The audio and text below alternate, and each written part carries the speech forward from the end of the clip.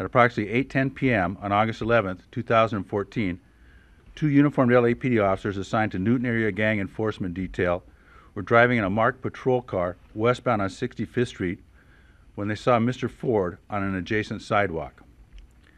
The officers stopped and got out of their patrol car to speak with him. After looking in the direction of the officers, however, Mr. Ford walked away and the officers observed him attempting to conceal his hands. The officers followed Mr. Ford on the sidewalk to a nearby driveway when Mr. Ford crouched between a car and a row of bushes. One of the officers reached for Mr. Ford when Mr. Ford suddenly turned and grabbed the officer, forcing him to the ground. While on top of the officer, Mr. Ford grabbed the officer's handgun and attempted to remove the gun from the officer's holster. The officer yelled out to his partner that Mr. Ford had his gun. The officer's partner then fired 2 rounds, striking Mr. Ford. At about the same time, the officer on the ground, while on his back, grabbed his backup weapon, reached around Mr. Ford, and fired 1 shot at close range, striking Mr. Ford in the back.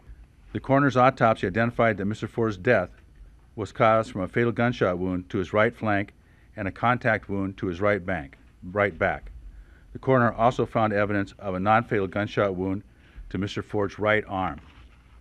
There is nothing in the coroner's report that is inconsistent with the statements given to us by the officers.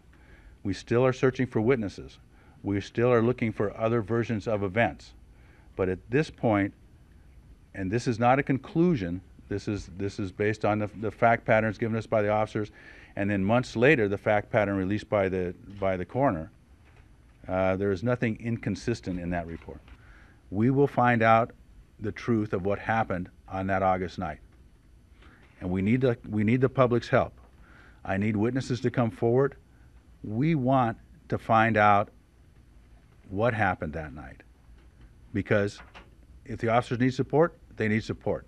If the officers need discipline or criminal prosecution, then they need that. We want to find out the truth. We need the public's help, and violence in the community does not work towards that end.